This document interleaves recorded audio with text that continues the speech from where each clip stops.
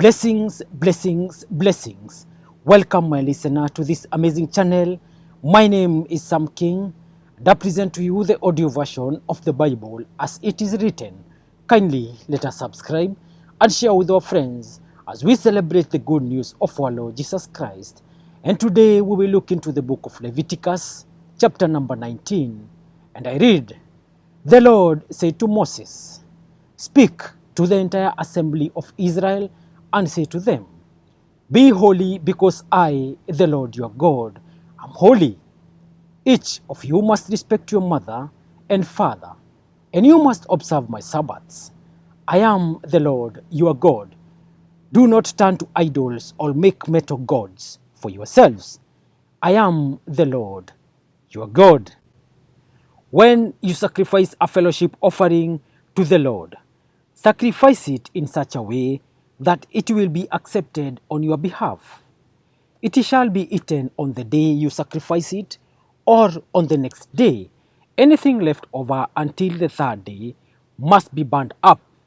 If any of it is eaten on the third day, it is impure and will not be accepted.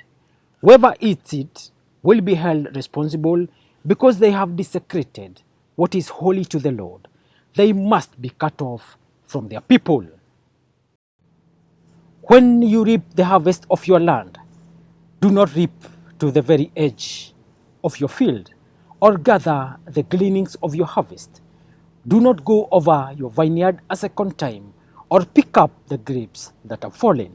Leave them for the poor and the foreigner. I am the Lord, your God. Do not steal. Do not lie. Do not deceive one another. Do not swear falsely by my name, and so profane the name of your God. I am the Lord. Do not defraud or rob your neighbor. Do not hold back the wages of a hired worker overnight. Do not curse the deaf or put a stumbling block in front of the blind, but fear your God. I am the Lord. Do not pervert justice. Do not show partiality to the poor or favorism to the great, but judge your neighbor fairly. Do not go about spreading slander among your people. Do not do anything that endangers your neighbor's life. I am the Lord. Do not hate a fellow Israelite in your heart. Rebuke your neighbor frankly, so you will not share in their guilt. Do not seek revenge or bear a grudge against anyone among your people, but love your neighbor as yourself. I am the Lord. Keep my decrees. Do not make different kinds of animals. Do not plant your field with two kinds of seed.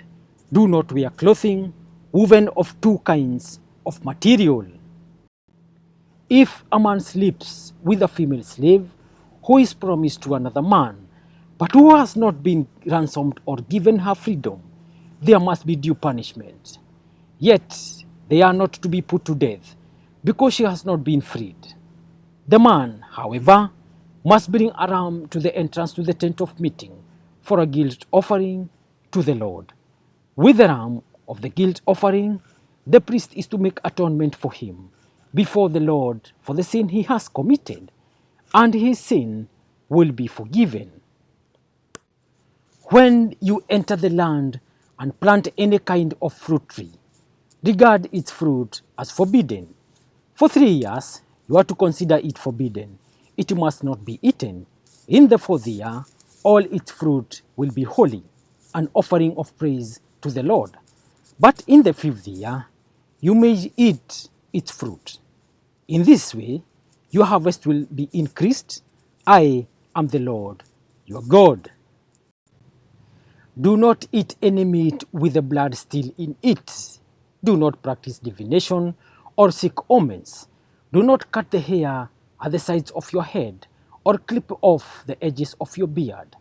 Do not cut your bodies for the dead or put tattoo marks on yourselves. I am the Lord.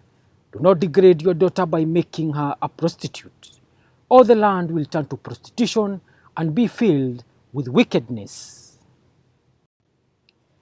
Observe my Sabbaths and have reverence for my sanctuary. I am the Lord. Do not turn to mediums or seek out spiritists, for you will be defiled by them. I am the Lord your God. Stand up in the presence of the aged. Show respect for the elderly and revere your God. I am the Lord. When a foreigner resides among you in your land, do not mistreat them. The foreigner residing among you must be treated as your native born. Love them as yourself. For you were foreigners in Egypt. I am the Lord, your God. Do not use dishonest standards when measuring length, weight, or quantity. Use honest scales and honest weights, an honest ephah and an honest hin. I am the Lord your God, who brought you out of Egypt. Keep all my decrees and all my laws, and follow them. I am the Lord. Thank you, listener. That marks the end of today's presentation of the audio version of the Bible as it is written. Kindly let us remember to subscribe. And as I sign out in style. Peace.